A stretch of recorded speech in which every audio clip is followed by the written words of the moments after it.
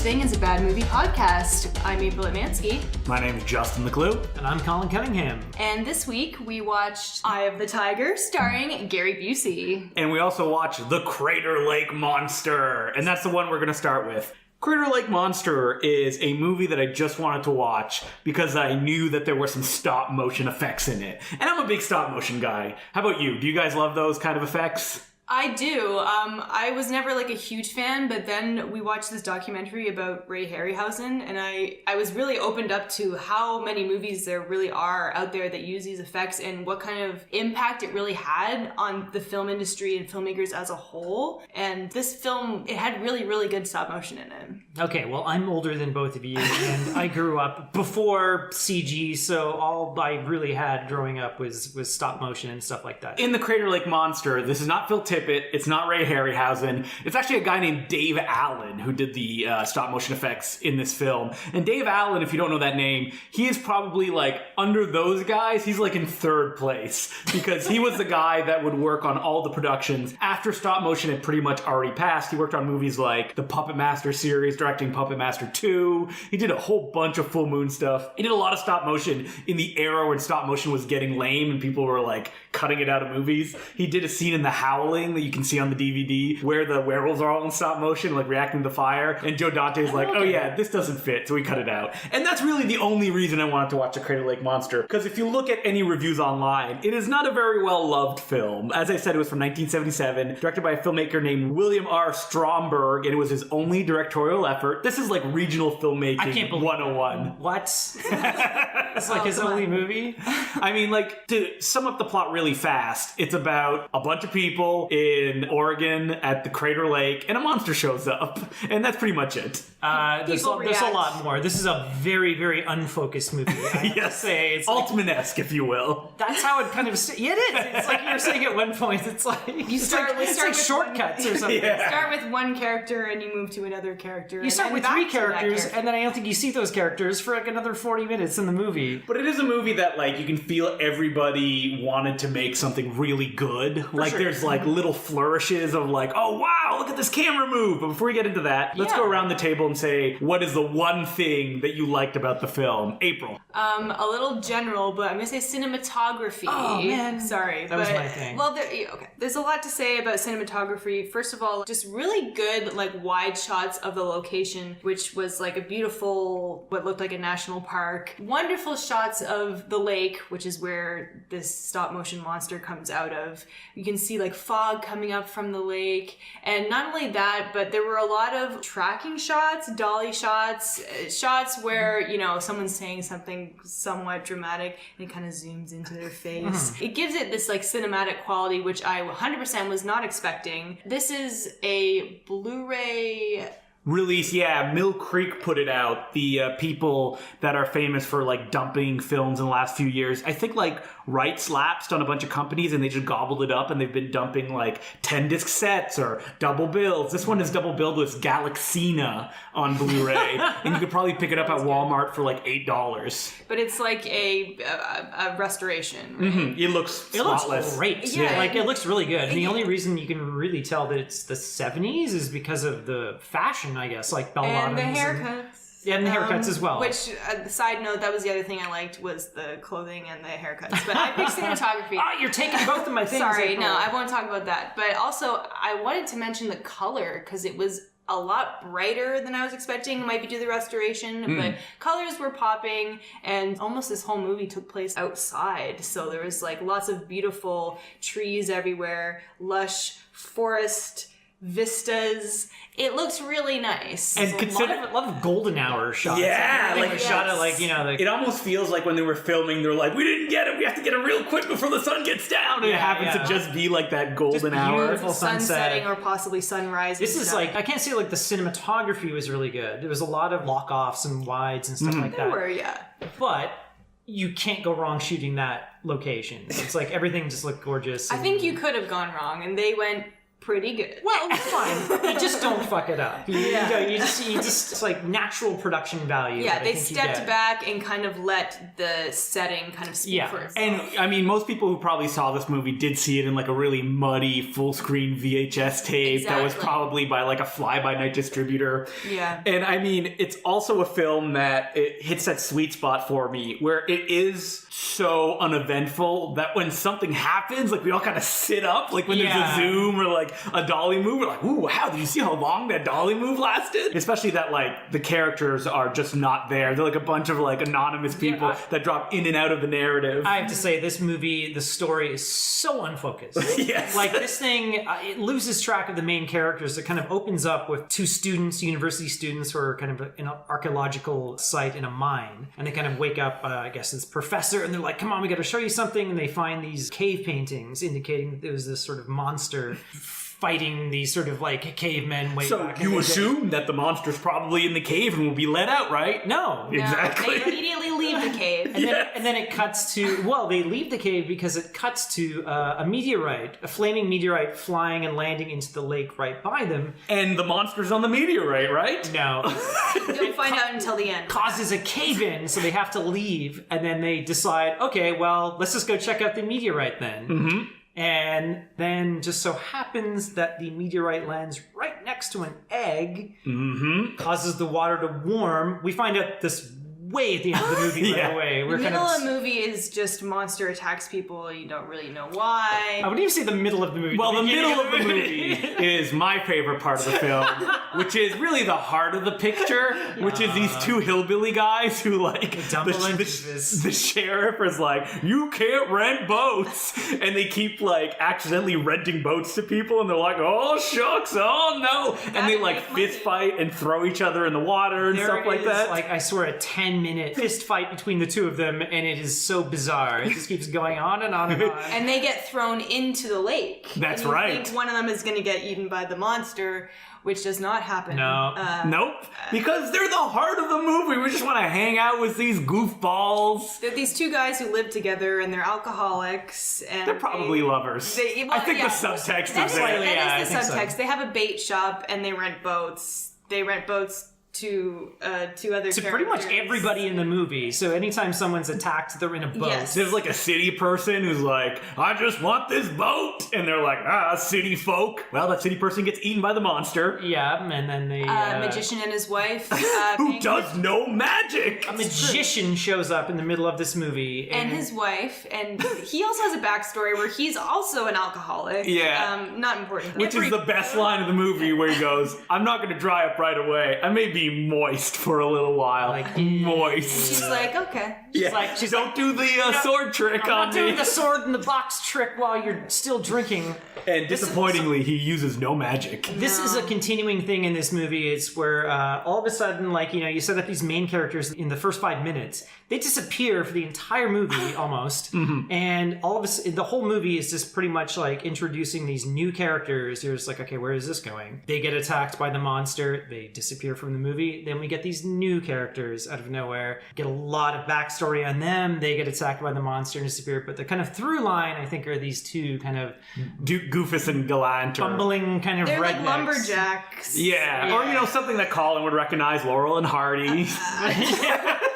I have no reference for that. I went to school with those guys. Yeah, they were real crack-ups in class. Trying to get that piano up the stairs and they can't do it. Reminds me of that show, Three's Company. Remember that, guys? So, Colin, I just set this up for you of what your favorite... What is the one thing that me and April didn't mention? I just teed it up for you. You can just knock it out. What am I doing? Oh my god, you being the monster. Yeah, there you go. I'm telling you, when the monster does show up, it looks really, really good. It's cool, you know, it's a little janky in the integration. 5 minutes into the movie. Right away. And we were kind of like thinking, is this going to be one of those movies where let's play all the cards right now and show you the monster immediately? There's a guy hiking in the woods and you're like, oh my god, What's going to happen? Oh, he hears something over his shoulder, blah, blah, blah. It goes to the POV. Is it going to be dead cam? Yeah, It's a very small monster. It's very clearly like about 2 feet over the grass that he's walking on, turning the camera. Like 5 feet maybe. Yeah. But considering they cut to a stop motion puppet of a giant monster It's right like, wow, away. okay, cool. This is like, getting it all out. That's great. It was really well done. Like I said, it sort of has that kind of like integration issue, like color correcting. Yeah, like at that time, it's 77 when you had to run special effect to mat it into the frame. Yeah. You lose a generation, Totally which makes the forgivable. monster pop. Yeah, Pretty good. No problem, but the very time. well animated, and I really liked the design of it. It looked pretty cool. Didn't look anything like the actual live action prop that they built. There are 2 different monster props used in this movie. And by the way, it looks like the Loch Ness Monster, to give you a visual. not to be confused with the amazing poster you can find online where a T-Rex is on the cover in shadows. No, it's like a long neck with like the little fins. Like a platypus. A brontosaurus with platypus little fins. But Yeah. that's the stop motion monster, which is like a full, you see the whole body basically. But then they just had a giant monster head. Mm-hmm. It looks like a T-Rex head kind of, and you see it close up and you'll just see like the teeth kind of snapping, and then it'll be near somebody and then that person has blood all over them.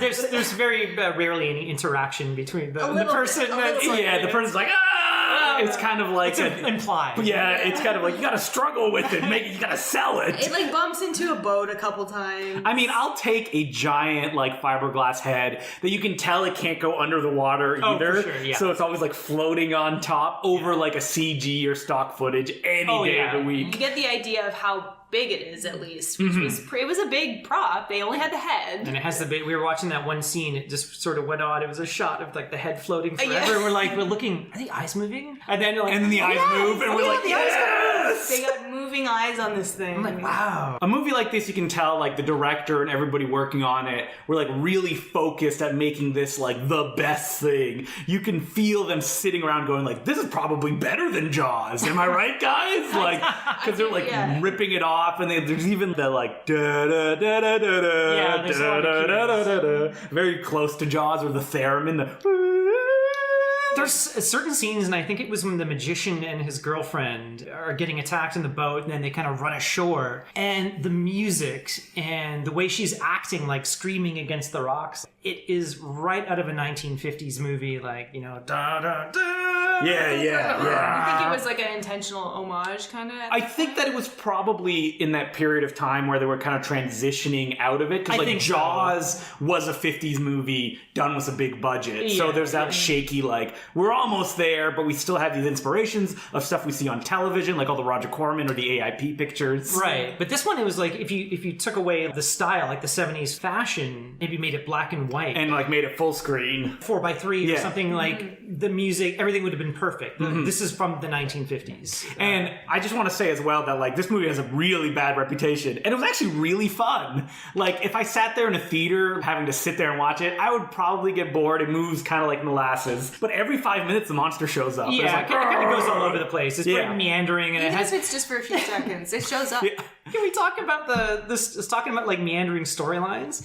It introduces The bank robber. well, he's not a bank robber, but he's like some crazy. convenience store robber. Starts in As his- a convenience store clerk says, "Can you please rob a bank?" Starts in his house. This is how much backstory they have on these random characters. Starts in his apartment. He's drinking, runs out of booze, and he's like, "Ugh," and he kind of packs up his gun, and then decides to rob a liquor store, and shows up at this, like, drives all the way to the liquor store, practically in like real time. It's a real day in the life kind of movie. Like It all is these like- characters yes. by Crater Lake that And this are. is in the middle of the movie, and you're like, Who is okay, this new hold on. character you Where were are the introducing? characters that we saw at the beginning of this movie? And then you get like a car chase, and a car goes over a cliff, which really excited us. Oh yeah, a real car goes over That's a right. cliff and explodes. And you can tell how they did it as well, which is that the driver's side door is open, Yeah. so they probably rev the engine. And then just jump. And if you look in the movie, it actually doesn't go straight off. It goes off on its side, because they probably couldn't lock lock the wheel, so that's Yeah. why it like turns off to the side and like lands and crashes. Right, it's like this whole, so he like murders a woman, and the clerk at the liquor store steals a bottle of rye.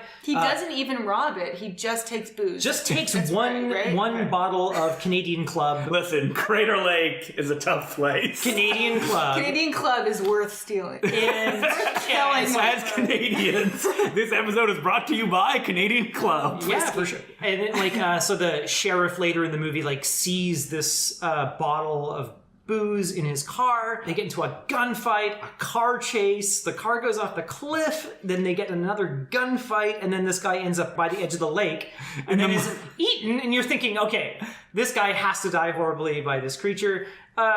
Off screen. Yeah. He's dead. Yeah, you don't even see He's it. dead. This film has like a weird kind of feeling that they almost wanted like that PG-13 kind of like 50s sci-fi feel, but at the same time it'll rub up against like, oh, they find a decapitated head. Oh yeah, that's right.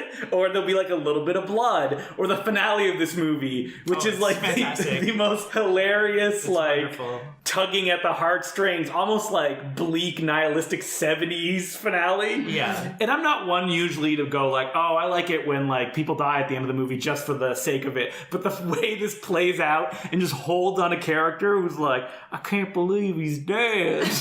These are the two bumblefuck rednecks. One that of you're them talking dies. about. The other guy is so upset. He's like Just sitting 10 there. feet away, just sitting there with his back to the corpse. Well, I think we have to kind of set the scene up. It kind of like They get have like a this- bobcat. It's like a bobcat Is it? kind Or of. is it It's like a miniature bull- bobcat. Miniature bobcat, like Like a bulldozer bulldozer. thing, and then they decide to fight the creature with that. They ram it into the creature. One of the rednecks is on it, and he's got a shotgun, and he's like, "What have I got myself into?" And he's like, "I'm out of here!" And he jumps. And then we're off. watching it and we're like, oh boy. He's dead. Yeah, and I hope that the monster picks him up and it turns into a little stop motion man. And then it does. And we're like, yes. We and were the so little happy. man was so like floppy, like it had like again like because that was stop motion, like it had such good movement to it that it looked really kind of real. Yeah, kind of real. he got tossed to the side, and then Yeah. it cut to the live action guy, and it worked really well. It was Like really the well done. Crater Lake monster, like you can tell David Allen spent hours and days on this. Like when it opens its mouth, its tongue flaps and Yeah. like its flippers. And the teeth looked really, really good. I wanted to mention that. Like Yeah, the mouth looks stop great. motion head, not the practical head. It Love the has, practical it has head. a lot of like character and so much detail to it. Yeah, I really liked it a lot. So really, we give this movie 10 out of 10. Yeah.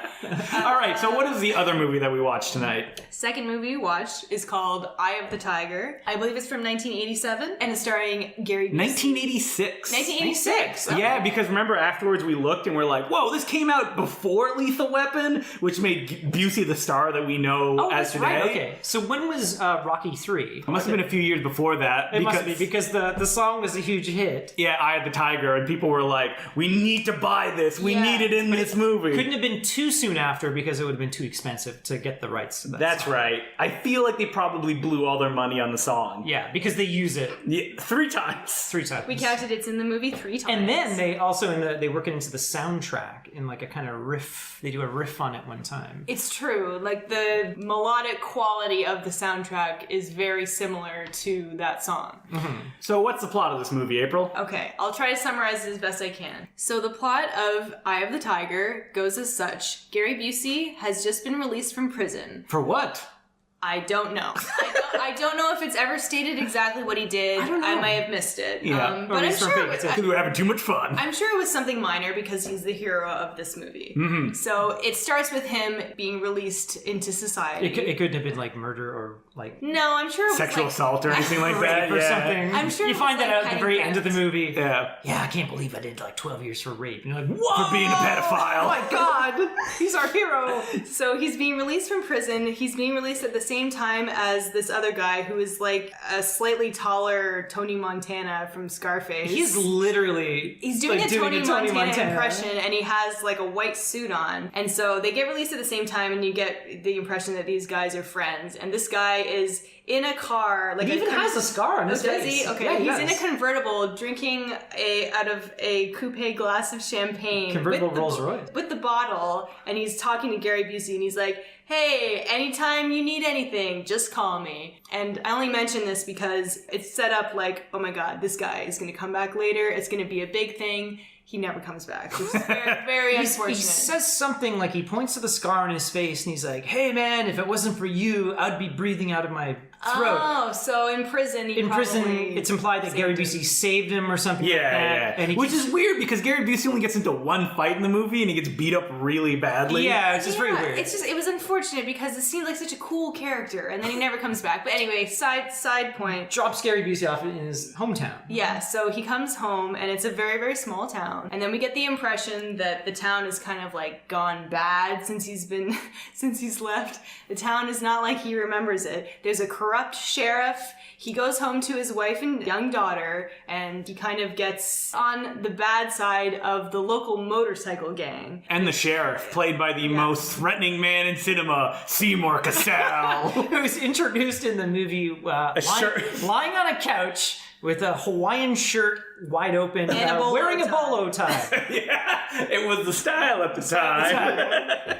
And it's implied, I guess, like, he knows Gary Busey, and he's like, oh, you better watch yourself. Wes Anderson's like, I love Seymour Cassell in Eye of the Tiger. He's going to be in all my movies. He seems to have it out for Gary Busey for some reason, and I just don't like your face. Yeah, and who would? And Gary Busey is also friends with Yaphet Kotto, who I believe is another cop, but he's kind of just like, I'm just putting in my time. He's never wearing a cop uniform. No, he's never wearing a cop uniform. I'm pretty sure he's supposed to be a cop. He is a cop. He works under the sheriff. He did say something. They have a conversation at one point, and he says, like, because I'm black, it took me 12 years to make sergeant, and all these, like, idiots. So they're friends, but he's aware of the corruption that's going on, but he's there's nothing I can do about it. And then, Gary Busey just wants to lay down and have a normal life, but he has to go and save a nurse that was about to be sexually assaulted by these evil bikers. By a motorcycle gang, and I think he's out doing something in his driveway, and here's his spider senses, his Busey senses, his giant teeth are tickling. Do I know there's some cocaine out here? Oh my god! I feel like cocaine plays a big part in this movie's climax. Yeah, and it has nothing to do with Gary Busey, which is strange. So after that, let's just go into what our favorite parts, and I'm sure the plot will be revealed that way. Colin, you can have the first go because we trapped you last time. Well,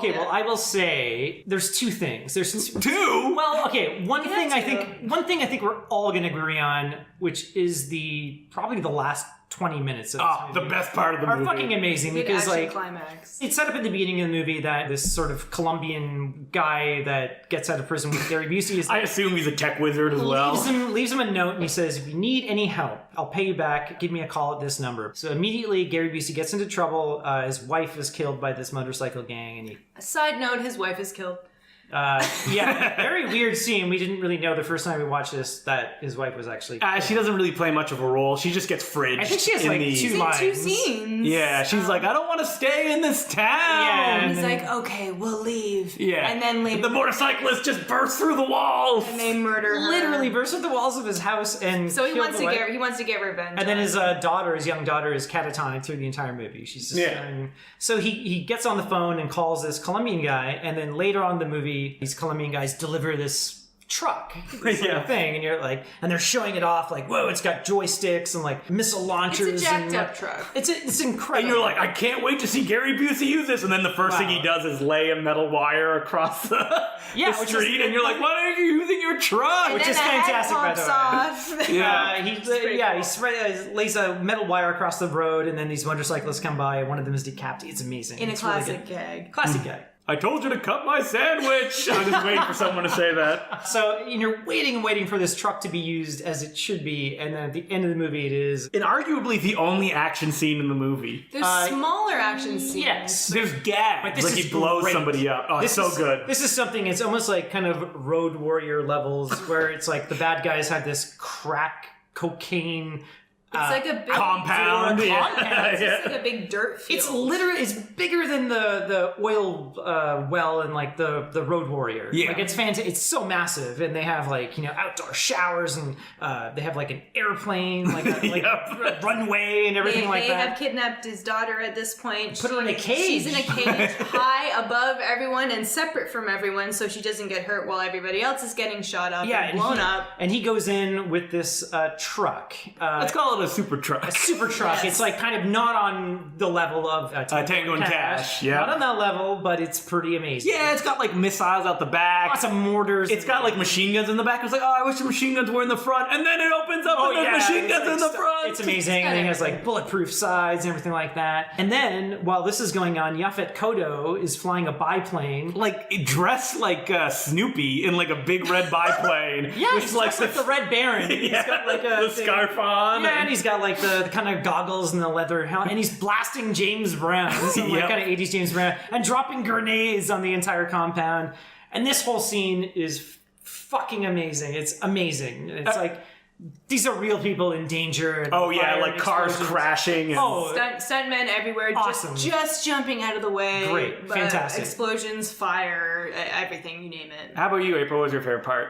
Or what was good about it? What was good? Well, so many things were good. Oh, I gotta mention the leader of the motorcycle gang. Just the motorcycle gang in general, which, by the way, were really, really, like, scary.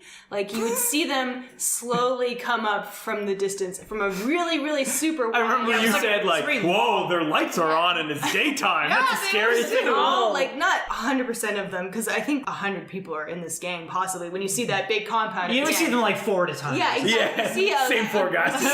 see a group of them at a time, but they all are always wearing their helmets, and they're just slowly creeping up, and they have these big giant lights on their motorcycles, and scary music is playing. It's a very long lens too. Yeah, sometimes it's more just kind of like the Eye of the Tiger, kind of but it's still like kind of Not quite. It's like,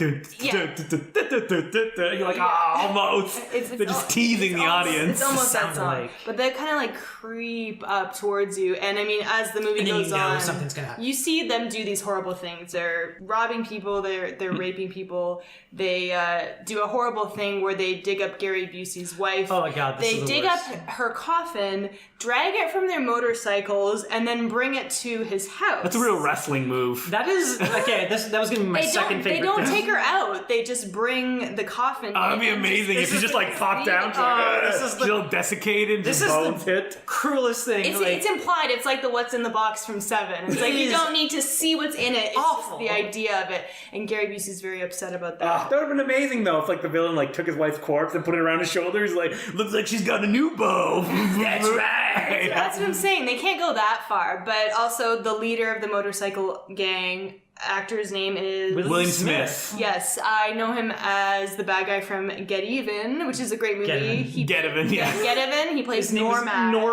Normad. He's just this like big, like kind of hulking guy who has this super gravelly voice, and it's really kind of scary. And I don't think he smiles once during this movie. I love He William. smiles once during his life. He's not he's not like that kind of villain. The whole movie he just looks really like upset and like annoyed and like distressed. Well, like William Smith was a guy that like made his bones to take a phrase from Riverdale, the classic show that we're all watching, right, guys? Right? No, shaking your heads. sure. Okay. Oh, I used to love those Archie comics. Back They in used to be the 10 cents back in the day. and you get Is the fact that William Smith acted in like a dozen biker films, most of them directed by Jack Starrett, and he would play like kind of the anti-hero but kind of likable, which is Yeah. funny that at this point of his career he's still playing the leader of biker gangs, and like you said, he's like stone-faced the entire time, no smiles, frowning. and he wants his entire character to be defined by his hair, which God. is He like has a very bizarre hairstyle, which It's is like like- a backwards mohawk. it's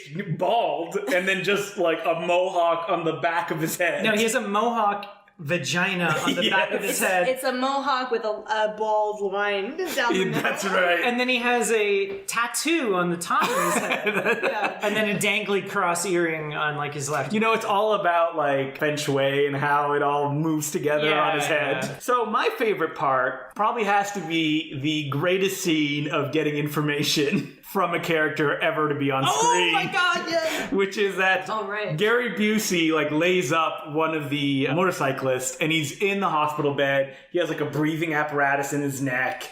He's like, can't move, everything's hooked up. Gary Busey walks in, he's like, I need to know where my daughter is. And the guy's like, shaking his head no. He spits on him. So Gary Busey takes a stick of dynamite and like he lubes it up. You know, he doesn't want really lubes Not, like it's like a pound of Vaseline. He sticks it in the Vaseline jar. and then he sticks it up the guy's butt, and the guy's like, ooh! And he's like, tell me where she is. And then he lights a match, and you realize that it's dynamite that he stuck up the guy's butt. And you're like, holy moly. Holy shit. And the guy's like, and Gary Busey's like, write it down. And then the guy writes it down, and Gary Busey just walks away. Write down the address. Yeah, and then I'm sitting there going, oh man, I hope I'm going to see a dummy explode. But nope, the guy gets so freaked out, he gives himself a heart attack. No, it right goes beforehand. It goes to like the kind of like readout, and it's like his heart rate is going.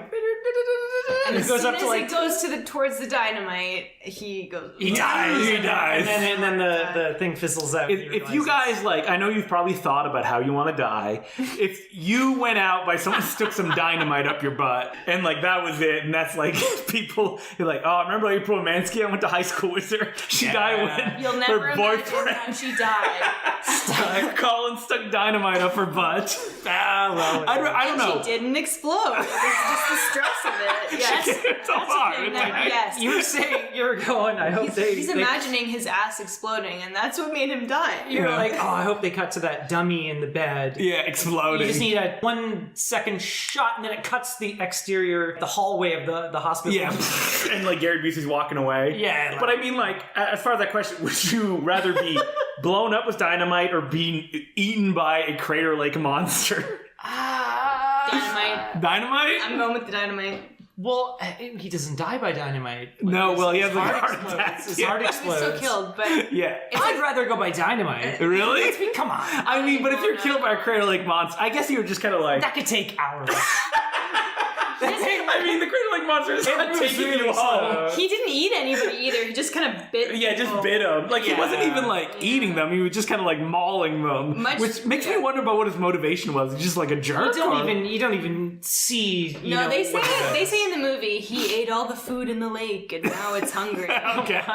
They said that. I mean, that's the way that I eat pizza. 'cause I just take a bite and, like, shake it and then toss it aside. Yeah, and it's like, oh. Which is how they killed the Crater Lake monster as well, because they kind of just drove this bulldozer into it, and then it had like a mark on its neck, and then it just goes. They kind of like lowered the blade. Again, of that the kind of thing. like grizzled up a bit, and then it just. It fell does the over. King Kong stop motion where it's Yeah. like, oh, and like shakes a little bit, like it's a little bit sad, and then it kind of like And then collapses. you feel- Twas bulldozer that killed the Crater Lake monster. And that's what will go down in history in the lore of the way that I died. Crater Lake.